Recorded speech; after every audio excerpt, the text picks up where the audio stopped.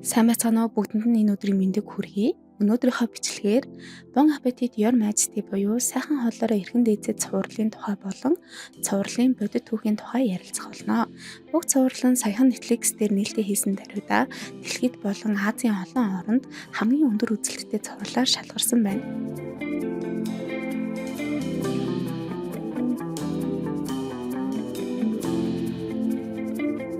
За ойлгомжтой байх үүднээс шууд цувралынхаа гол үйл явдал руу орцгоё.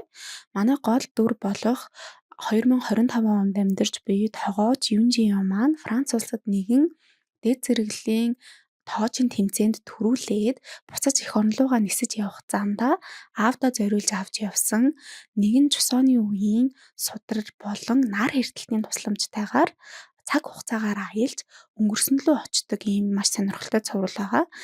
Өнгөрсөн лөө очихдоо уг цувралыг юу илүү сонирхолтой болгодог вэ гэхээр манай Юнжио маань чусооны түүхэнд битгий хэл бүх Солонгосын түүхэнд хамгийн харгас дарангуулагч гэдгээрээ алдартай Юнсангүний хаанчлалын үед очоод манай хаантай таардаг байгаа. За тэрүүгээр зогсохгүй хаантай таарамх за хааныгаа бол хүлээд зодоод хоол хийж өгөөд бас нилээдгүй юм дээрлэхсэн маягтайгаар яагад гэвэл өөрийгөө өнгөрсөнд очсон гэдгийг юусэн мэдэхгүй байгаа гардаг.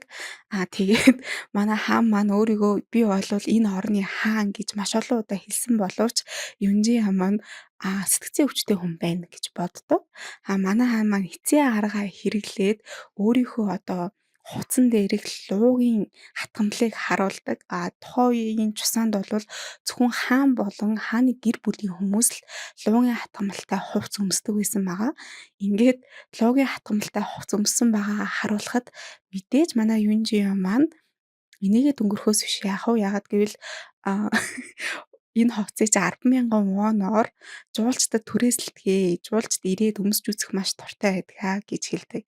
За ингээд үйл явдал өнгөрсний дараа манай Юнжио маань эцэст нь нэг юм өөрийгөө жинхнээсээ өнгөрсөн цаг хугацаанд тэр бүхэл Юнсангүний үед би иржээ гэдгээ ойлгодог. За эндээс яг цуврал болон бодит байдал хоёр маань баг зэрэг ялгаатай болж эхэлдэг. Хаантай уулзсан даруйда манай Юнжио маань Юнсангүн юм байна гэж хэлдэг. Энэ нь болохоор цуврал дээр манай энэ гол дүрийн хааны дүрийн нэрийг баг зэрэг өөрчилсөн байгаа. Яагаад гэвэл энэ цуврал дээр маань хааныг Ихён гэдэг нэртэйгээр дүрсэлдэг болвол Юнжио маань Юнсангүн байна гэж хэлдэг. За цуврал дээр хааны нэрийг өөрчилсөн нь ерөнхийдөө бол санаатайгаар ингэж өөрчилсөн гэж хэлж болно. Уг цувралыг алдартай манхва буюу Солонгосын манганаас вебтун одоо зурагт тийм номноос одоо зохиож цуврал зохиолыг бичсэн. Уг их зохиол нь ямар нэртэй байсан бэ гэхээр Юнсангүний тогоочхийн амьд үлдхэн нэртэй ийм зохиол байсан байгаа. Энэ дээр бол хааны нэрийг бол шууд бодит түүхэн хааны нэрээс сэтгүүлээд мөн одоо гол дүр маань ч гэсэндээ яг энэ харгас хааны үед очиж байгаагаар гардаг болвол цуврал дээр хольч нарын санаатайгаар нэрийг баг зэрэг өөрчилсөн гэж хэлсэн. Яагаад гэвэл цуврал дээрх Юнсангүн буюу бодит амьдрал бодит түүхэн дээрх Юнсангүн маань хоорондоо тэнгэр газар шиг ялгаатай байсан учраас хэрвээ жинхнээс нь Юнсангүн гэдэг нэрийг ашигласан хэрнээ одоо цуврал дээр гарч байгаагаар бол одоо манай гол эрэгтэй дүр маань маш хүнд хүүхэд насны травматай үүнээсээ болоод үе үе сэтгэл зүйн тогтворгүй байдаг гэж гардагч ерөнхийдөө бол их сайхан сэтгэлтэй сайн ухаантай хүний дүрээр гардаг. Энэ нь бол хэрвээ яг бодит Юнсангүн гэдэг нэрийг өгчөөд ийм байдлаар одоо кинон дээр гарах юм бол түүхийг хэтэрхийг гуйсан болох учраас албаар нэрийг баг зэрэг өөрчилсөн гэсэн тайлбарыг киноны албаныхнаас өгсөн бэлээ. Тэгээд уг цуврал дээр манай хаан маань ерөнхийдөө бол бодит байдлаасаа бүр огт өөрөөр дүрслэгцэн гэсэн үг. Мэдээж бодит тэр хүний түүхэнд хийжсэн үйл явдлуудаас бол санаа авахын хувьд санаа авсан. Гэхдээ ерөнхий хааны байдал болон тухайн үеийн чусооны байдлыг бол нэлээд өөр ингээ харуулсан байгаа. За ингээд цувралынхаа яг ямар зүйлүүдийг нь өөрчилсөн, ямар хэсэг нь яг бодит аль дүрүүд нь бодит түүхэн хүн бэ гэдэг хэсэг рүүгээ орцгоё. За Хамгийн эхлээд хааныхаа дүрээс эхлэе. Уг хаан маань түүхэнд Юнсангүн буюу ханху Юнсан гэдэг нэрээр үлдсэн. Энэнийг та хэд маань бас сонсоод нэг анзаараагүй гэж магадгүй. Яагаад гол дүр маань Юнсангүнийг санахдаа эн чинь Юнсангүн юм байна штэ. Энэний үед би иржээ гэж санаад байгаа вэ? Гэхээр нэг зүйлийг та хэд анзаарах юм бол ерөөсөө хаан гэж хэлэхгүй байгаа. Хаан Юнсангүн юм уу? Эсвэл эн чинь Юнсангүн хааны үед би ирсэн байж тээ гэж саналгүй зөвхөн нэрээр нь шууд хэлж байгаа нь шууд утгаараа энэ хаан маань түүхэнд хаан гэдэг цолтойгоо бичигдэж үлдээгүй гэсэн үг. Яагаад гэвэл хаан ширээнээс буусныхан дараа түүнийг ханху цолтой болгож бууруулаад зогсохгүй. Ерөнхийдөө бол Солонгосын хаадын нэрийг бичсэн тийм хүндэтгэл үзүүлэх хийдээс хүртэл тэр нэрийг одоо авч хайсан байгаа. Түүхэнд зөвхөн Юнсангүн гэж шууд нэрээр нэмүү ханху Юнсан гэж бичиж тэмдэглэж үлдээсэн байдаг. За тэгээд энэ хаан маань яагаад ийм одоо муу нэртэй, харгас нэртэй болсон бэ гэдг нь одоо бичлэгийн үргэлжлэлээс харагдах болно. За яг тэ харгас хаан юм чинь одоо аль харгас хаан амьдрахыг тэр гэхэвдээ юу гэснээ хийдэг гэх тийм дураараа хадууд бол олон байсан гэж тайд маань бодож магадгүй. Гэхдээ энэ бол зөвхөн чосооны үе гэлтгүй бүх Солонгосын түүхэндх хамгийн муу нэртэй хаанаар бол тодорч үлдсэн байгаа. За ингээд уг кинон дээр гарч байгаа чусооны үе гэж яг хэдээс хэдэн оныг хэлэх вэ гэхээр ерөнхийдөө бол 1392-оос 1910 он буюу одоо Гурьё гэдэг улс мөхөөд оронд нь чусон гэж байгуулагдаад ингээд 1910 онд Японы эзэнт гүрэнд эзлэгдэх үе хүртэлх үеийг одоо чусооны үе гэж нэрлэдэг байгаа. Ойролцоогоор 500 жил үргэлжилсэн. За чусооны үе бол маш олон солонгос кино бүтээлүүд дээр гардаг. Ерөнхийдөө солонгос кино бүтээгчдийн туртай одоо харуулах туртай үе гэж ойлгож болно. Чусон дотроо уг үе маань Юнсангүний хаанчлалыг харуулж байгаа. Энэ ер нь бол ойролцоогоор 16 дугаар зууны үеийг харуулсан гэж ойлгож байна.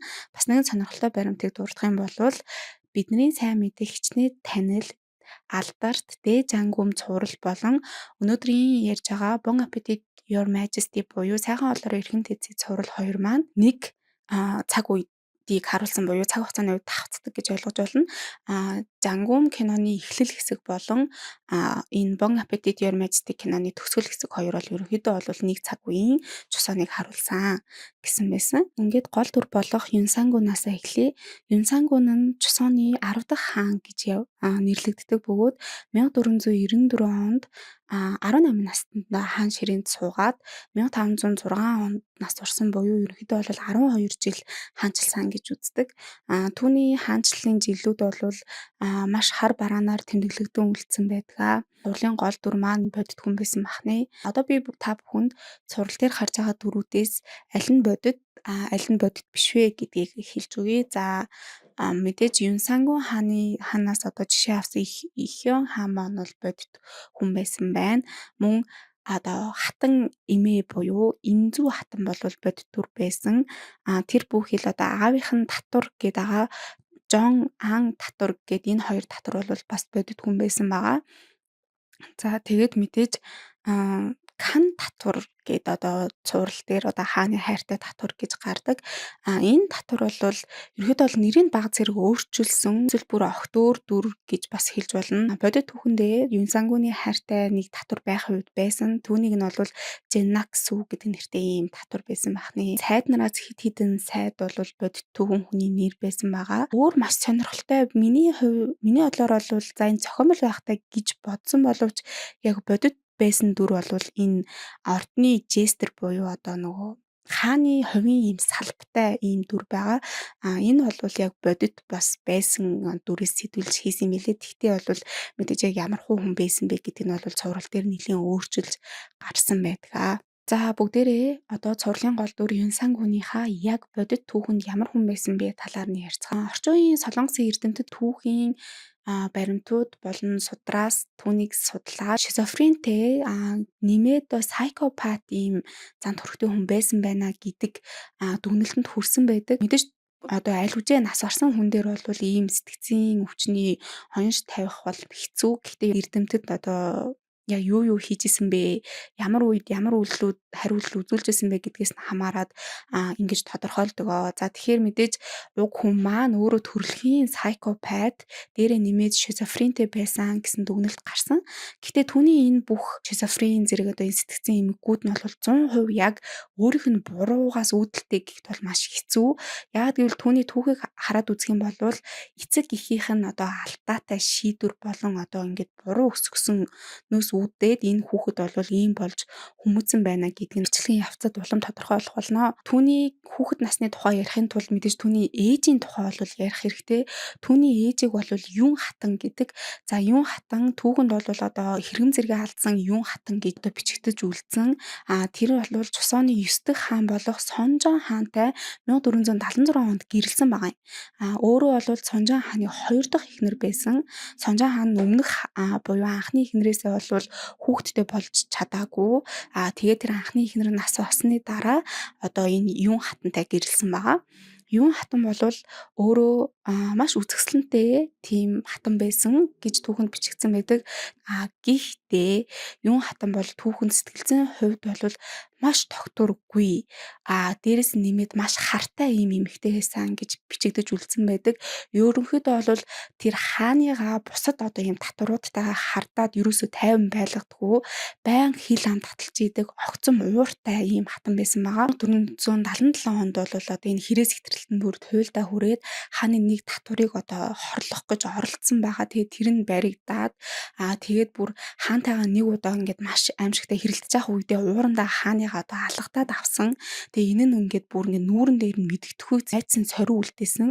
Үүнээс нь болоод хаан хэдийгээр ингээд нуух гэж оролдож исэн ч гэсэндээ тухайн үед хааны ээж буюу хатан их инзүү одоо энэ талаар нь мэдээд одоо маш их ууралсан байгаа. Мэдээж одоо тухайн үед одоо хааныг одоо ингэж хатан нь ингээд алгадах битгий хилтэй өөдөөс нь ингэж уурлах ч одоо хориотой байсан. Тэгж яхад энэ Юн хатан бол бүр хааныхаа нүрийг майжаад хайсан байгаа. Тэгээд инзүү хатан өөр бусад хид хідэн сайд нартай ингээд нийлж агаад одоо хааныгаа ятгах эхэлсэн. Одоо энэ хүн бол одоо ингээд хатан байхад ингээд тохирохгүй. Тийм учраас одоо энэ хатныг одоо ингээд хэрэгэн зэрэгс нь буулгаад цөллөгт явуулаа гэдэг ийм ятгалгын үүднээс Юн хатан маань хэрэгэн зэрэгэсээ буусан байгаа. Хатан цолыг хурааж аваад цөллөгт явуулсан. Энийг хангалтгүй байна гэж үзээд араас нь одоо нөө цаазаар авах ял буюу тухайн үеийн хаттуудад өгдөг байсан одоо хор хүчээр уулгаад ингэж амийн нэгүтгэх ийм ял оноогоод таацалсан байгаа. Юнсангун багада өөрийнхөө жинхэнэ ээжийн талаар мэддэггүй байсан. Өөрийгөө аавынхаа 3 дахь эхнэр болох Жонхён хатны хүүл гэж бодож өссөн байгаа. За ингээд аав нь нас бараад Юнсангун 18 наснда хаан ширээнд суугаад эхэндээ бол маш ухаантай сайн хаан байж болох үс ийм нэг зан турхуудыг харуулж исэн. Маш зоримог, ядуусыг тэтгэх, улсынхаа батлан хамгааллыг сайжруулах зэрэг ингээд хид хідэн ийм дөрвтэй шинжилэлүүдийг эхлүүлсэн тийм тушаалуудыг өгч исэн. Цодор бичгүүд дээр ч гэсэндээ хааныг маш царайлаг, өндөр, тийм цэвэрхэн цагаан арьстай, тэгээд залуухан тийм зоригтой хаан гэж ингээд тэмдэглэж эхэндээ бол тэгж тэмдэглэж исэн. Гэхдээ уг хааны psychopath ийм харгас ийм зан чанар нь бол үе үе бол цухалцдаг байсан баа. Одоо үүний нэг жишээ нь тийм бол хаан болоод дуудлаггүй өөрийнхөө нэг багшиг хороосон зэрэгс нь бол харагдаж болно. Гэхдээ бол хааны ийм сэтгэл зүйн тогтворгүй байдал ийм огцом уурыг бүх хүмүүс мэддэггүй байсан. Ерөөсөө ойр тойрны хаантай маш ойрхон байдаг хүмүүс нь л үе үе ингээд уурлаад идгийг мэддэг байсан болохоос биш дийлэн сайд нар ч юм уу ордон даяараа залуу хааныг бол ийм аюултай хүн байна гэдгийг мэдээгүй байсан. Тэгээд яг хааны энэ бүх галзуурал нь хизээ эхэлсэн бэ гэхээр яг өөрийнхөө төрсөн ээжийн тухай мэдсэн тэр үеэс нь эхэлсэн байгаа. За тэрээр өөрийнхөө ээжийг хатан цолоо хураалгасан, тэгээд цөллөгт явсан, тэг ингээ хүчээр хор ууж цаазаар ахуулсан цэргийг нь мэдээд маш их ууралсан. Тэгээд ээжийнхээ нэр төрийг сэргээх одоо маш их зүйлсийг хийж эхэлсэн байгаа. Ингээд ээжийнхээ хатан цолыг буцааж өгөөд хүндтгэлийн одоо тэр танхимд залаад ээжийнхээ нэр төрийг сэргээх ийм үйлдэлүүдийг бүр ингэж маш улангасан хийж эхэлсэн. Үүнийг нь болохоор зарим нэгэн сайд нар болвол жоохон дургу эсэргүүцэж хүлээж авсан. Яг энэ эсэргүүцэн сайд нарт бол Юнсангун маш их сонсон байгаа юм. Энэ сайдууд яагаад энийг ингэж эсэргүүцээд байсан бэ гэхээр өмнөх хааны гэрээслэлтэд зөрчилдөж байна гэж үзсэн. Яагаад гэвэл өмнөх хаан маань гэрээслэлдээ юун хатантай холбоотой зүйлийг хаанд юусоо битгий хэлээрээ гэж уг нь гэрээслэлтэд үлдээсэн боловч одоо хаан ингээд нэгэнт мэдсэн. Тэгээ мэдснийхаа дараа одоо ядчихад ингээд энэ ээжийнхээ нэр төрийг сэргэнэгээ ингээд маш олон зүйлс хийгээ яваад байгаа нь бол сайд нарт бол таалагдаагүй. За тухайн үеийн Чусооны хааны ордонд хоёр төрлийн сайд нар байсан байгаа юм. Сэримийн бүлэг болон Хангу бүлгмийн гэсэн ийм хоёр сайд нар байсан. За энэ хоёр бүлэг бол ерөнхийдөө хоорондоо өрсөлддөг. За Сэримийн бүлгмийнхэн гэх юм бол нэлээд тийм эрдэмтэд суурьтай сайд нар байсан бол Хангу бүлгмийнх нь болохоор арай өөр ийм сайд нар байсан. За хааны ингээд ээжийнхээ нэр төрийг сэргээх юун хатны ингээд нэр төрийг сэргээх ингээд үйлдэлийн хамгийн их хориглосон одоо зүйл чухалзуулсан сайд нар бол энэ Сэримийн бүлмийн сайднууд байсан байгаа. За тэгээд хаан эднийг бол яаж хийж агаад ийм нэг шалтгаан гаргаж агаад алах ийм санаатай байсан байгаа. За тэр шалтгаан нь бол 1498 онд гарч ирсэн. Сэримийн бүлмийн хид хідэн сайд нар одоогийн хааны угсаа хаан ширээг хууль бусаар авсан гэдэг утгатай хаан Сэжон уралт болон аллагаар хаан Синтийг булаасан гэх утгатай бичвэрийг тэр түүхэн судар бичигт нэмсэн. Энэ нь бол тэгээд илчлэгдсэн.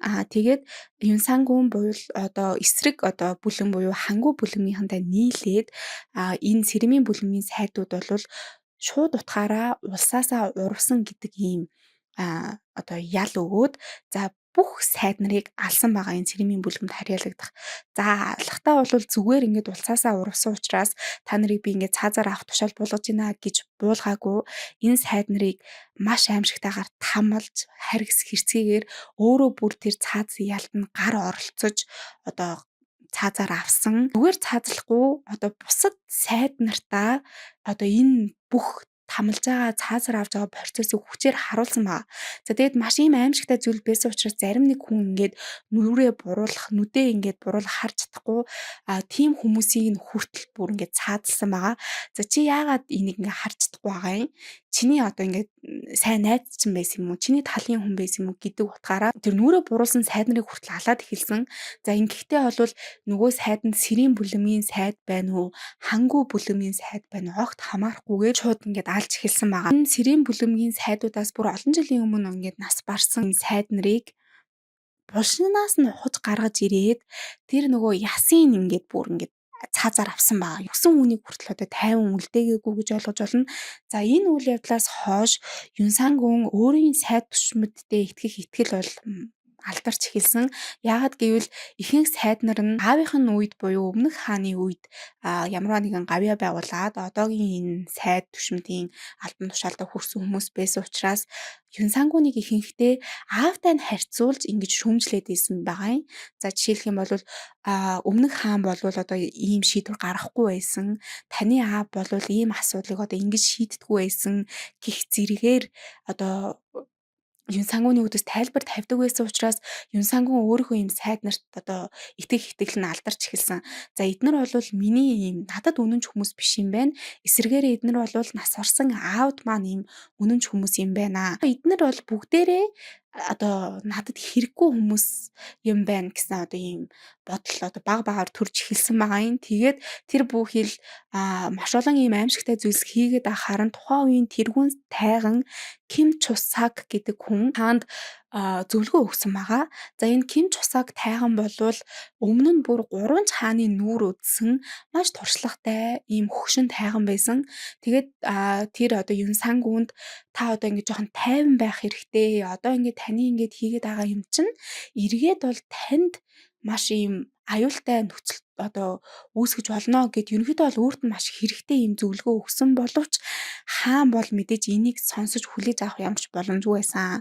Тэгээд ямар тушаал өгсөн бэ гэхээр хаан өөрийн гараар энэ Ким тайганыг дүрэн мөчийн тасалж үхтэл нь ингээд сумаар шивж ингээд алсан байгаа. За тэгээд үүгээр зогсохгүй энэ Ким тайганы гэр бүлийн одоо хамаатан цаадны бүх хүмүүст 9 үеэр нь цаадлах, алах ийм тушаалыг буулгасан.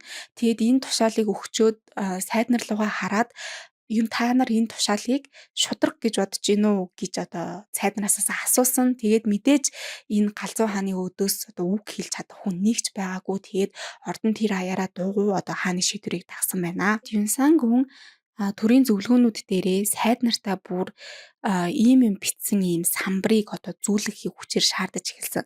Тэр самбар дээр нь юу гэж бичсэн байсан бэ гэхээр ам бол сүрлийн үүдийг нээх хаалга, хил бол толгойг цавчих илд, амаа хамхиж хилээ залгиж явбаас бие амгалан тайван үлдэх болно гэдэг самбарыг хүчээр зүүлгэж эхэлсэн гэсэн яриа байдаг. Хаанчлахаа сүүлийн жилүүдэд хаан одоо өөрийн татвар Жен Наксуутай маш илүү ойр дотнуулж эхэлсэн. За цуврал дээр бол Кан татварын дүрийг бол энэ эмэгтэйгээс санаа авч хийсэн гэж харж болно.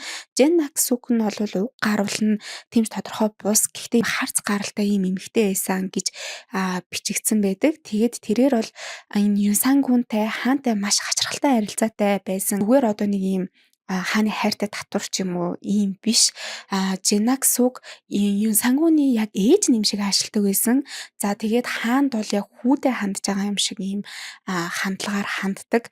Энэ нь бол одоо ордныхынд одоо маш хачирхалтай санагддаг байсан байгаа. За тэгээд хэдий ийм хаантай хачирхалтай харилцаатай байсан хэдий ч Женаксу татвар бол маш их эрх мэдэлтэй болж чадсан. Өөрөөр хэлбэл хааны бүх шийдвэрүүдэд энэ Жен татвар бол гар бие оролцдог байсан гэсэн байсан. Тэгээд мөн ордонд одоо хааны ийм сэтгэл зүй тогтворгүй болох үед Жен татвараас өөр одоо хааныг тайвшруулж чаддаг өөр хүн байгаагүй. Энийг бол бас цуврал дээр ингээд нэг хальт харуулад өнгөрдөг. Цаг хугацаа өнгөрхийн хэрээр Юнсангүн бол төрийн ажлаасаа улам бүр хөндөрч эхэлсэн байгаа.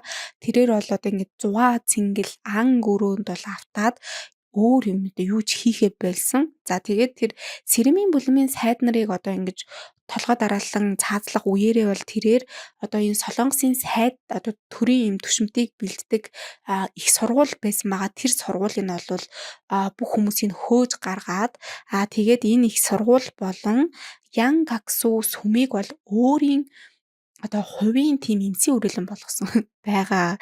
Тэгээ ерөнхийдөө бол сургуулийн зүгээр нураагаа зогсохгүй одоо бүр маш их доромжилж байгаагаа харуулахын тулд өөрийнхөө эмсийн хүрээлэн болгож өөрчилсөн байгаа. За тэгээд энэ өөрийнхөө эмсийн хүрээлэндээ зориулж улс орон даяар буюу Солонгосын бүх 8 аймагаас залуу охид болон мордыг ингэж хүчээр авчирдаг байсан байгаа. За энэ тухай бол цувралын ихэнд одоо харуулдаг ингээд бага охтуудыг ингэж ордон руу сонгож авчираад байгаа. За тэгтээ бодит байдал дээр бол энэ бол бас хэрэгс хитэрсэн байж болох бүхэл одоо эмэгтэй хүмүүсийг авчирсан тэр эмэгтэй одоо хүүхэдтэй бүр ингээд нөхөртэй хүүхэдтэй хөхүүл байсан ч гэсэндээ тэр одоо эмэгтэйчүүдийг хааны зарилгаар энэ одоо эмсийн хүрээлэнд нь авчирсан байгаа. За тэгээд тэр эмэгтэйчүүдийг зугаацуулагч гэж нэрлээд одоо маш ийм одоо тий юу хийх нь одоо ойлгомжтой шүү дээ. Та бүхэн маань бол ойлгож байгаах. Тэгээд одоо манай цувралын гэлгүүмийн дүр бол хэрвээ яг бодит амьдрал дээрээсэн бол маш харамсалтай хувь тавилантай учирч болох тийм дүр байсан. Юнсан зөвхөн өөрөө ан хийхийн тулд өөрийнхөө тэр нийслэлд амьдарч исэн 20,000 иргэнийг гэр орноос нь хөөгөөд зогсохгүй одоо тэр гэр оронгүй болсон хүмүүсийг тэр одоо ан гөрөө хийх байр савыг нь бэлдэх тийм ажилд хүчээр ингээ ажиллуулж эхэлсэн байгаа. За ингээд мэдээж иргэдийн дургуутал бол маш ихсэн. Тухайн үед бол хүмүүсийн дургууталаа илэрхийлж байгаа нь одоогийн одоо бид нартын дургууталаа илэрхийлж байгаатай бас адилхан. Одоо ямар нэгэн улс төрийн болохоо таалагдахгүй шийдвэрүүд гарах юм бол манай монголчууд чинь фейсбુક ороод пост бичдэг шүү дээ. Үүнтэй адил иргэд маань ингээд энэ Юнсангүнийг доромжилсан утгатай ийм бичвэрүүдийг хангал үсгээр бичээд одоо энэ тэндгүү наагаад эхэлсэн байгаа. За энэ гэхдээ болохоор хааныг ухаан муутай төрийнхөө ажлыг хийж чаддгүй хүүхэмсэг одоо ийм хүн гэдэг утгатай ийм бичвэрүүдээс хаа сайгүй гараад эхэлсэн.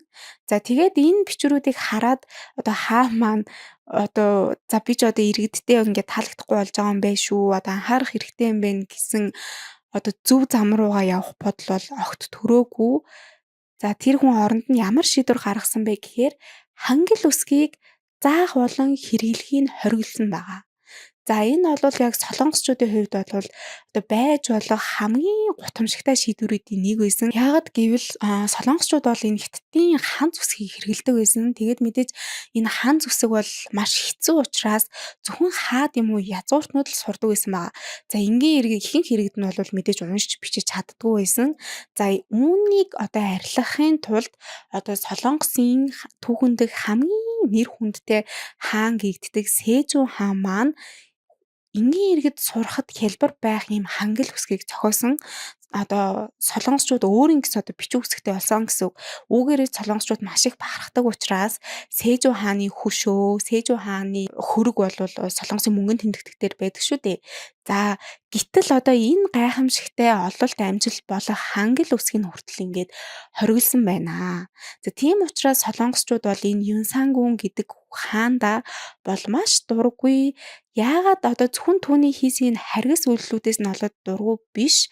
За энэ хүн бол ерөөсөө л эрдэм мэдлэг боловсрал одоо сайн сайхан гэсэн бүх юмны эсрэг үзэлтэй. За одоо ингээд завхаарах зугаат цэнгэлээс өөр юу ч хийж мэдтгүү ийм хаан байсан гэж түүхэндээ үлдсэн байх нь шүү дээ. Юнсангуны энэхүү галзуурал ээжийнхээ үхлийн үнний тухай одоо илүү ихийг мэдсэн тэр үед бол бүр дээд зэгтээ хүрсэн гэж үздэг. За цуврал дээр гарч байгаа шиг одоо им саахай гэдэг нэгэн залуу хаан дээр өөрийнх нь одоо эхийн талын эмээг нь дагуулад хүрээд ирсэн байгаа нэг шүн. За тэгээд тэр эмээ нь ээжийнх нь цустай энэ хувцсыг хаанд өгсөн.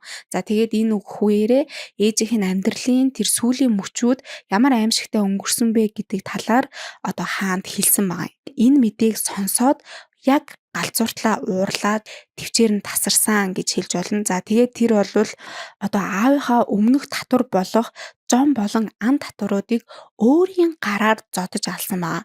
За зүгээр нэг цаазлаагүй өөрийнхөө гараар зодож алсан. Харин өөрийн эмээ болох Энзүү хатан хааныг болохоор цуврал дээр үзүүлж байгаа шиг ингэж одоо месээр ингэж алаагүй Энзүү хатантай маш олон удаагийн ингэж нөгөө маргаан хийгээд хэрэлдээд идэг байсан. Тэгээд нэг удаагийн хэрүүлэр одоо мэдээж хөшин настай хүний одоо зүрхэн даагаагүй юу Энзүү хатан бол нас барсан гэсэн юм түүхэнд үлдсэн байдаг. За ингээд аавынхаа тэр өмнөх татвар болон эмээгээ хөнөөгөө зогсохгүй. За ээжийнх нь үхэлтэй холбоотой байж болох одоо өөр бусад сайд нарыг одоо нөгөө нэг өмнөх сэрийн бүлэм болон хангу бүлгэм гэж ялгалгүй бүх сайд нарыг алж эхэлсэн байна. За үүнийг болохоор сайд нарын 2 дахь их хядлага гэж түүхэн тэмдэглэн үлдээсэн байдаг. За тэгээд энэ хоорондор нь нөгөө ээжийнх нь тухай мэдээг хүргэсэн им сааха гэдэг энэ нөхөр эд баялаг эрх мэдэлд бол умсан байх нэ. За хаан бол энэ одоо энэ бүх үдэл бол зөвхөн яг ийм нөгөө галзуурсан хүнээс л гарч болох зүйлдэл байгаа байхгүй юу. За ингээд олон сайд нарыг алаад зогсохгүй одоо гэр бүлийнх нь эрэгтэй гишүүдийг хүртэл бүгдийг нь алаад эмэгтэйчүүдийг нь боол болгоод тэгээд мэдээж өмнөхтэйгөө л адилхан одоо өмнө нь нас орсон тэр сайд нарыг булчнаас нь ухаж гаргаж ирээд одоо архиж тэр одоо цогцыг нь цаазлаад за тэгээд ясыг нь нохоод шидэж өгсөн байгаа. За ингээд хүнээ одоо нэг санаанд багтамгүй хүний ёсонд баймааргүй маш олон энэ үйлдэлүүдийг хийж байгааг нь одоо хүмүүс мэдэж хараад за энэ нь бол одоо үнэхээр галзуурчээ гэдэг дүгнэлтэнд ингээд одоо хүрсэн байна. За тэгээд альва нэгэн хаан одоо төрийн эрхийг барихад бол дангаараа хязиж барьдгүй байгаа. За хаан мэдээж өөрийн талын өөрийн сайн дэмждэг хүчтэй ухаантай сайд түшмэл гэдэг бол хаанд маш хэрэгтэй байдаг. За одоо им сангууны хийсэн хамгийн том алдаа нь бол за мэдээж ээжийнхээ нэр төрийг сэргээж болно. За ингээд тэрийг эсэргүүцсэн сэрийн бүлэмийн сайдуудыг за бас цаазалж болно гэж бодоход ямар ч нөгөө тал харгалзахгүй сэрийн болон хангу бүлгэм гэдэг энэ хоёр бүлэмийн бүх сайд нараа ингээд алаад ихсэн л яг түүний эцсийн яг гол алдаа нь орж байгаа байхгүй юу. Яагаад гэвэл тэр Юнсангун эцтэй өөрийнх нь талд орох хүн нэг ч үлдээгүй гэсэн. Ялангуяа энэ сайд нар дундаас нь бол мэдээж үлдээгүй. За хангу бүлэмгийнхэн болвол мэдээж за хаан бол одоо ингээд манай талын хүн гэдэг утгаараа бас тодорхой хэмжээгээр хааныгаа хамгаалж исэн байгаа. За ингээд яг сүүлийн 2 дахь их хядлагаар одоо аль бүлгэмд хаярайлах нь хамаарахгүй алаад ихсэн учраас хоёр талын сайдууд хоёулаа нийлээд за энэ хаан одоо ингэж хаан ширээн цуух одоо шаардлага боллоо. Одоо энэ хүнийг буулгах цаг нь иржээ гэж одоо ингээ үзсэн байгаа. Энэ хааныг ингээд ордондоо галзуурж байгаа хооронд 4 хүн энэ дарангууллын эсрэг хуйлдаан зохиолж эхэлсэн. Тэр нь ямар 4 хүн байсан бэ гэхээр Пак Вон Жон, Сон Хью Ан, Ю Сон Жан, Хон Гён Жу гэдэг энэ 4 хүн болвол Юн Сангууны эсрэг бослог гаргасан. За цуврал дээр бол энэ Юн Сон Жон гэдэг энэ сайдыг нь бол ингээ харуулад байгаа. Бусад энэ сайд нарын нэртэй бол энэ цуврал дээрх дөрүүд ингээд ерөөсө таарахгүй лээ. Тэгэхээр энэ Юн Сон Жоноор л төлөөлж энэ 4 хүнийг илэрхийлсэн юм шиг байгаа. Энэ цувралын гол сөрөг дүр болох Жисан ханхүү гэдэг нэг юм амар дүр байгаад байгаа. За энэ дүр бол яг цэвэр зохиомол дүр байгаа. Түүхэнд бол ийм нэртэй ханхүү байгаагүй. Эсрэг дүрийн сайн хүн болгоцсон юм чинь тэр сайн хүний эсрэг ямар нэгэн зүйл хийх одоо муу дүр хэрэгтэй. Ингээд одоо зохиомлоор энэ Жисан ханхүүгийн дүрийг гаргаж ирсэн байгаа. Бодит амьдрал дээр бол Юн Сангууны эсрэг 4 ийм сайд нар нийлээд бослог гаргасан. За ингээд цэргийн хүчээр бол ордныг ингээд эзэлсэн байгаа. Бослог хийж байгаа хүмүүс чинь мэдээж Юн Сангууныг авч хаяад оронд нь дараагийн угсаа залгамжлагчийг хаан ширээн цуулгах зорилготой байгаа шүү дээ. За энэ хүн хэн байсан бэ гэхээр мэдээж цуврал дээр гарсан Жисан ханхүү байсан байгаа. Гэхдээ Жисан ханхүү бол цуврал дээр гардаг шиг жоохон байгаагүй юм билээ. Жисан ханхүү тухайн үед 17 18 таа гэдэг чинь бас нэлээд юм том болчихсон байсан үе. За тэгээд энэ босгочдын талын цэргүүд ингээд ордныг эзлээд эхлэх үед манай энэ Жисан ханхүү айсандаа амиа орлогч исэн гэж одоо бичигдсэн байдаг. Яагаад гэхээр тэр босгочдод энэ ахих нь эсрэг ийм бослог гаргаад ийн гэж ойлгоогүй. Ах нь өөрийг нь алахаар эцэст нь ингээд цэргүүд явуулсан байна гэж ойлгосон байгаа.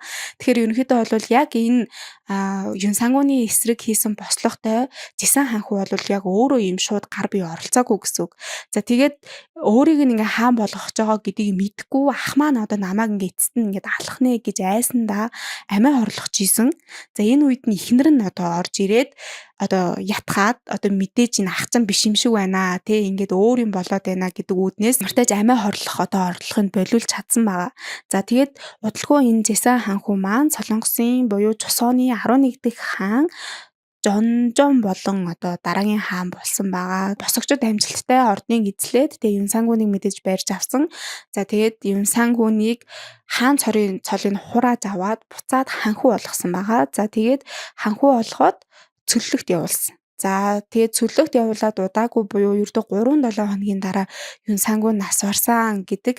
Гэхдээ Юн Сангууныг бол цөлөгт явуулчаад араас нь юм цаазаар авах ч юм уу ямар нэгэн тийм шийдвэр гараагүй. Түүхэнд Юн Сангуун одоо маш шоконд ороод тийм сэтгэл гутралаасаа болж өөрөө өгсөн гэж үздэг юм лээ. Ингээд Юн Сангуун нас барсны дараа түүний татвар Жин Наксугийн амьдралын сүүлийн мөчүүд бол маш харамсалтай өнгөрсөн. Тэрээр бол олон түмний нүдэн дээр цаазаар авахулсан бөгөөд түүнлөө цаазаар авахуулахын өмнө нь болон дараа нь маш олон хүмүүс чулуу шидэж байсан гэж түүхэнд бичигдэн үлдсэн байна. За үүгээр зогсохгүй Юн Сангуун бол 2 хүүтэй байсан.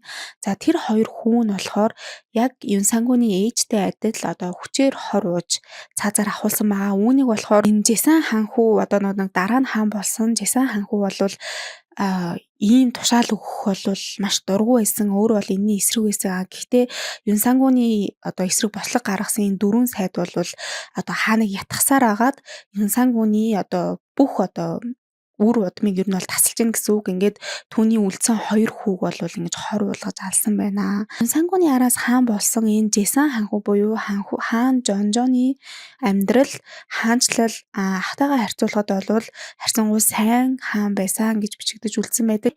Тэр бол одоо ахыхаа гаргасан алдаануудыг бол ахиж ер нь давтаагүй. Ер нь бол маш сайн сургамж авсан гэсэн үг. Хэдий ингээд хаан энэ Жисан ханхүү ч бол бас маш их залуудаа хаан болчихж байгаа. Тэгтээ яг төрийн эрх мэдлийг яг хаан боломгцоо мэдээж авч чадаагүй байгаа. Эсвэргээрээ энэ Юн Сангууныг унгаасан 4 сайд бол маш их эрх мэдэлтэй болсон. За тэгээд энэ Жисан ханхүү маань энэ 4 сайд нарын эсрэг бол ер нь бол юм хийгээгүй байгаа. Эднэртэй тэрсэлдэх юм уу? Тэдний эсрэг бол юм явуулаагүй.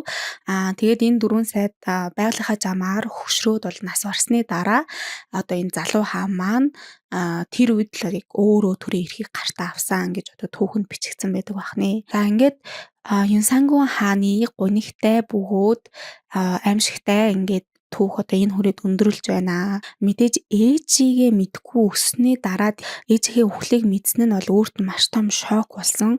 За тэр байтугай бол одоо ээжийг нь ингэж алах тушаалыг өөрийнх нь аав ингээд өгсөн байна гэдэг бол ямар ч хүнд бол маш том траума болох үз ингээд үйл явдал болсон байгаа. Энэ хүний энэ одоо энэ хувь тавиланд ерөнхийдөө бол хөндлөнгийн хүмүүс бол маш том нөлөө үзүүлсэн. Зөвхөн аав ээж нь ч биш одоо энэ өөрийг нь тойрсон энэ сайд нар бас маш том нөлөө үзүүлсэн. Чусааны түүхэнд залуу ханхүү хаад нарын ингээд хувь тавилангаар тоглосон ийм сайд нар бол маш их байдаг байсан. За тэгээд тэд нар бол ердөө л ийм өөрсдийн хувийн ашиг сонирхол, эрх мэдэлтэй болох гэсэн, эд хөрөнгөтэй болох гэсэн хүсэлтэд автаад үүнийхээ төлөө одоо ийм залуу ханхуу нарыг ашиглаж ингэж улс төрийн тоглолт хийх явдал бол маш их байсан.